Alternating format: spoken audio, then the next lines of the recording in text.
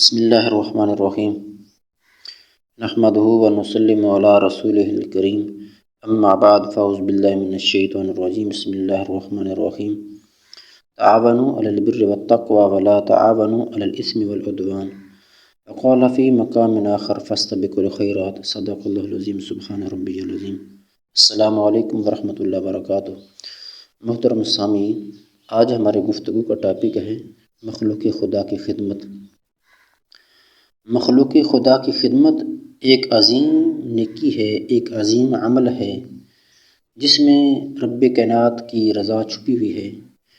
انسان جتنے بھی اعمال کرتا ہے وہ اس لیے کرتا ہے کہ میرا خدا، میرا مالک، میرا رازق مجھ پر راضی ہو جائے، مجھ سے راضی ہو جائے اور میں اس کے قریب ہو جاؤں۔ تو یہ عمل بھی ایک نیکی ہے۔ نیکی اور کاموں میں، نیکی اور تقوی کے کاموں میں ایک دوسرے کی سپورٹ کرنا، یہ بھی ایک ایسا عمل ہے کہ یہ ایک دوسرے کے ساتھ تعلق رکھتا ہے، اور اللہ نے اس کا حکم دیا تعاونوا، تم ایک دوسرے کی مدد کرو، اور خود نیکی پر ہو، تقوی اختیار کیا ہوا ہے تو یہ آگے بھی تم پھیلاؤ۔ جہاں پہ لوگ نیکی کرنا ان کے لیے مشکل ہے، پرہیزگاری اختیار کرنا ان کے لیے مشکل ہے، تو وہاں پر جہاں پر آپ کا اتنا معاملہ، آپ کی طاقت ہے اللہ نے جو دی ہوئی ہے، اس طاقت کو وہاں بھی اس کا اظہار کرو۔ یعنی نیکی اور تقوی کے کاموں میں تم ایک دوسرے کی مدد کرو، اور ظلم اور گناہ سے منع بھی کیا گیا ہے، اور اس کی سپورٹ کرنے سے بھی منع کیا گیا ہے۔ فرمایا ولا تعاونوا علی الاثم والعدوان، گناہ اور دشمنی کے کاموں میں تم ایک دوسرے کی سپورٹ نہ کرو۔ اب ہمارے معاشرے کے اندر دیکھیے عجیب صورتحال ہوتی ہے، اس کا برعکس ہوتا ہے کہ بجائے نیکی اور تقوی کے کاموں میں مدد کرنی چاہیے دوسرے کی، لیکن ہوتا کیا ہے، اکثریت لوگ گناہ کرنے والوں کی اور ظلم دشمنی بکھیرنے والوں کی سپورٹ کرتے ہیں، اور جو نیکی پر ہوتے ہیں، تقوی پرہیزگاری پر ہوتے ہیں، ان کی طرف لوگ انگلیاں اٹھاتے ہیں، وہ ایسے ہیں، ان کا یہ کردار ہے، یوں ہیں، یہ ہیں، ایسی باتیں کر کے ان کو دکھ دیا جاتا ہے۔ ایسا نہیں ہونا چاہیے، بلکہ خدا کریم نے، رب کریم نے قرآن عظیم کے اندر ہمیں یہ واضح حکم دے دیا ہے تعاونوا علی البر والتقوی، تم مدد کرو، سپورٹ کرو نیکی اور تقوی کے کاموں میں، اور دشمنی اور گناہ کے کاموں میں تم دوسروں کی سپورٹ نہ کرو۔ اللہ نے روک دیا، اس کا نقصان ہوگا، اس کا نقصان یہ ہوگا کہ ظلم جو ہوگا، گناہ کرنے والا جرأت مند ہو جائے گا، ظلم کرنے والا ظالم اور سپورٹ لے کے طاقت میں آ جائے گا، جیسا کہ ہمارے پاکستان کے اندر اس کی واضح مثال ہے۔ کتنے ایسے اوپر لیول کے امیر گھرانے کے طبقات ہیں جو اپنے علاقے کے اندر فرعون بنے ہوئے ہیں، ظالم بنے ہوئے ہیں، اور غریب لوگ ان کے نیچے گردنیں جھکاتے ہیں، اور کتنی ایسی جگہوں پر دیکھا جاتا ہے کہ لوگ پیچ رہے ہیں ظلم زیادتی کے اندر، عدالتوں میں چلے جائیں، دیکھیں جہاں پہ ایک دو کیس ہیں، ظالم اور مظلوم، ظالم کی سپورٹ کی جاتی ہے، مظلوم کو رسوا کیا جاتا ہے۔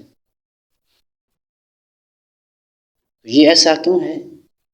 ہماری بدقسمتی کہ ہم گویا کہ ایسے لوگوں کے ہاتھ چڑھے ہوئے ہیں کہ جو خود، جن کا کریکٹر صحیح نہیں ہے، کردار صحیح نہیں ہے، جو خود اس چیز کے متلاشی ہیں کہ ہمیں نیکی سے کوئی واسطہ نہیں، ہمیں تو غرض اور غرض صرف اور صرف اسی سے ہے، بس ہماری جیب وزنی ہونی چاہیے۔ بہرحال قرآن عظیم کے اندر ہمیں نیکی کا اور تقوی کا درس دیا گیا ہے، اور اس کے ساتھ اس چیز کا بھی درس دیا گیا ہے، تم نیکی کرنے والے اور تقوی اختیار کرنے والوں کی بھی سپورٹ کرو، خود بھی نیکی کرو اور تقوی اختیار کرو، اور جو نیکی کرنے والے ہیں، تقوی اختیار کرنے والے ہیں، ان کی بھی سپورٹ کرو۔ اور گناہ اور دشمنی سے منع کیا گیا ہے، اور اس کی سپورٹ سے بھی منع کیا گیا ہے۔ اللہ، ہمارا رب، ہمارا اللہ حکیم ہے، وہ جانتا ہے کہ تمہاری خیر بھلائی اسی میں ہے، اور تمہارا نقصان اس میں ہے، اس میں منع کیا گیا، اس میں سپورٹ نہ کرو، اس میں امن اور امن نہیں رہے گا، بد امنی بنے گی۔ اگر تم امن چاہتے ہو، سکون چاہتے ہو، عزت چاہتے ہو، پھر تقوی والوں کی، نیکی کرنے والوں کی سپورٹ کرو۔ اب حال ہی میں الیکشن ہوئے تو صورتحال آپ کے سامنے ہے۔ مذہبی جماعتوں پہ جو لوگ کھڑے ہوئے تھے، ایم این ایز تھے یا ایم پی ایس تھے ان کے، تو کتنے اسمبلی کے اندر گئے، اس میں بڑے بڑے عالم بھی تھے۔ عوام نے کتنوں کو ترجیح دی، کتنوں کو ووٹ دیا کہ ہم نیکی کرنے والے ہیں، تقوی اختیار کرنے والے ہیں، ان کی سپورٹ کرتے ہیں۔ اگر دیے ہیں تو پھر آنا چاہیے تھا، اگر نہیں دیے تو پھر وہ نہیں آئے۔ تو معاملہ پھر یہاں تک بڑھتا بڑھتا پھر یہ ہوتا ہے کہ پھر ظلم جب بڑھ جاتا ہے، پھر اس کی روک تھام مشکل ہو جاتی ہے۔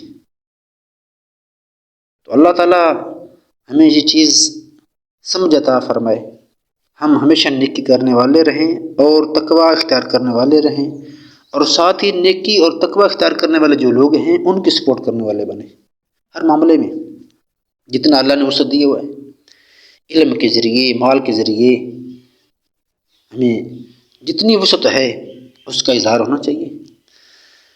تو مخلوق خدا کی خدمت ایک عظیم عمل ہے۔ میں بات کو مختصر کرتا ہوں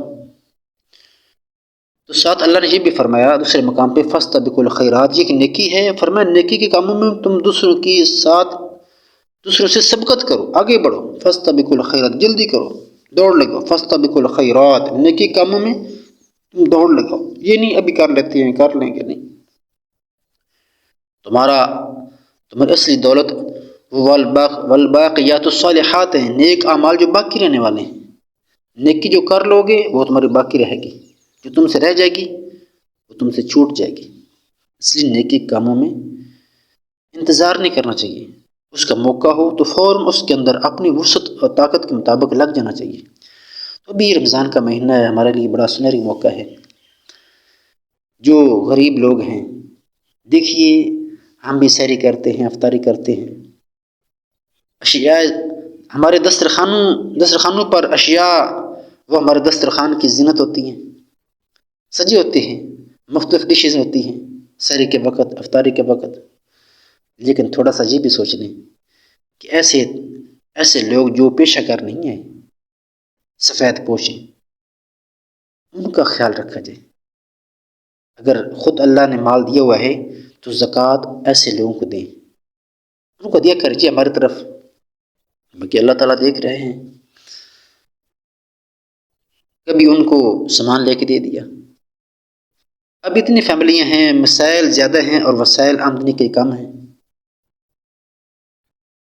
تو ایسے لوگوں کی دیکھ بھال کرنا جو چمٹ کر مانگتے نہیں ہیں، پیشہ گر نہیں ہیں لیکن مستحق ہیں۔ ہم یہ سوچتے ہیں دینے میں کوئی مانگے نہیں، یہ غلط نظریہ ہے، بغیر مانگے دو۔ دیکھو اللہ ہمیں بغیر مانگے دیتا ہے، نہیں دیتا۔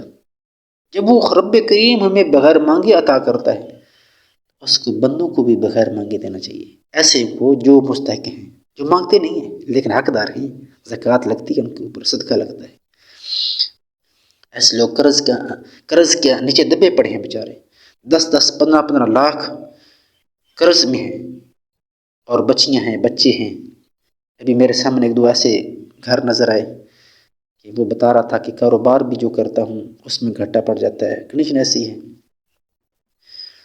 اور قرض 15 20 لاکھ تک بتا رہا تھا، اور ایک بچہ ہے اور 6 7 بچیاں ہیں۔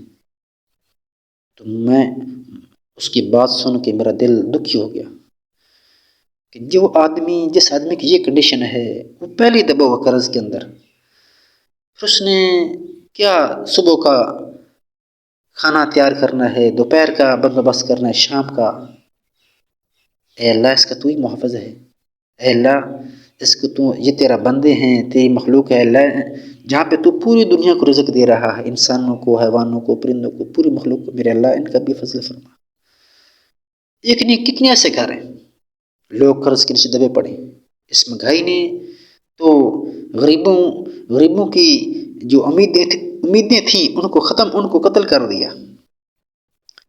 اتنی مہنگائی ہے، اس مہنگائی کے دور میں دیکھو ہم بھی روزہ رکھ رہے ہیں، سحریاں کرتے ہیں، اس کے ساتھ ہمیں یہ بھی خیال کرنا چاہیے اللہ نے جتنی وسعت طاقت عطا کی ہوئی ہے تو رمضان کا مہینہ سنہری موقع ہے اللہ کی رضا کو حاصل کرنے کا۔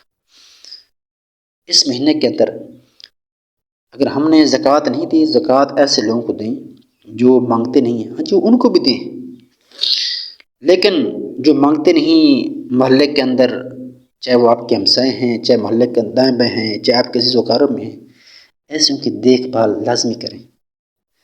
اور رمضان کے اندر ویسے بھی صدقے کا جو درجہ وہ بڑھ جاتا ہے، بڑا ثواب ہے، اور صدقہ دینے والے کو اللہ تعالیٰ رہگاں نہیں کرتے، اللہ تعالیٰ اس کے مال میں برکت ڈال دیتے ہیں اور اس کو عطا کرتے ہیں۔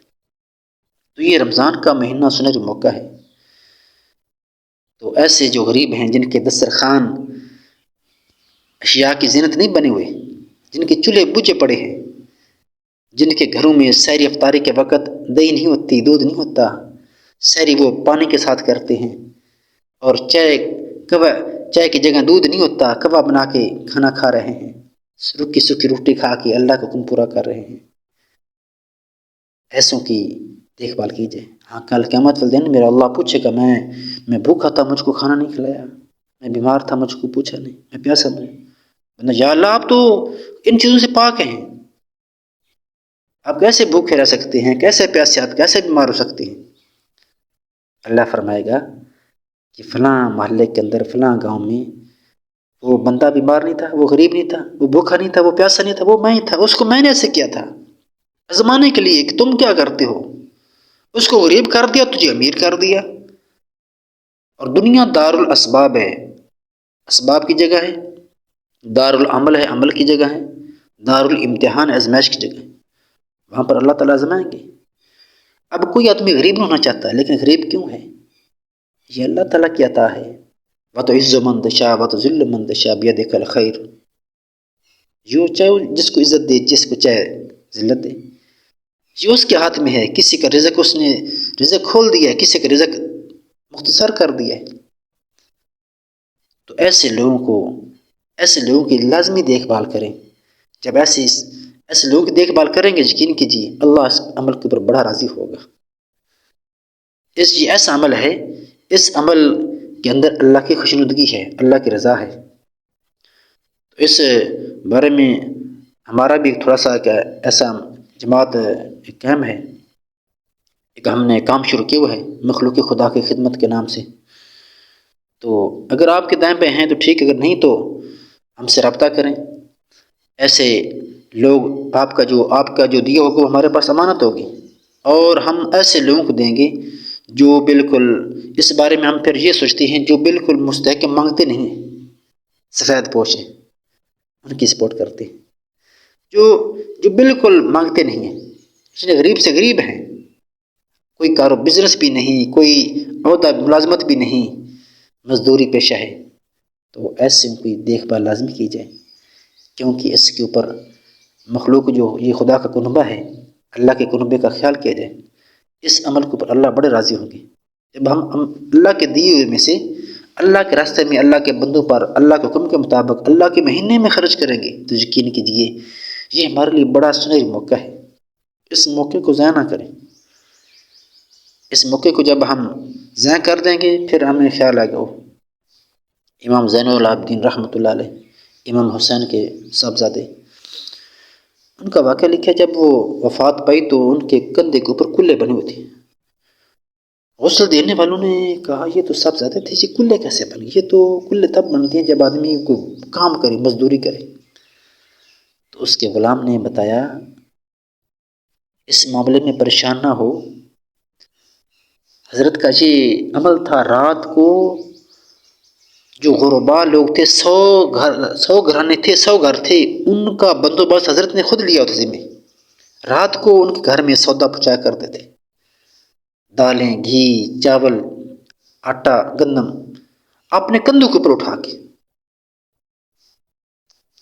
تو دیکھیے کتنا، کس گھرانے کے لوگ ہیں اور کس طرح اس عمل کے اندر اپنے آپ کو پابند کیا، اور اللہ نے پتہ نہ ان کو کتنا عطا کیا ہوگا۔ 100 گھر اپنی کفالت میں لیے ہوئے تھے، 100 گھروں کے کفیل بنے ہوئے تھے۔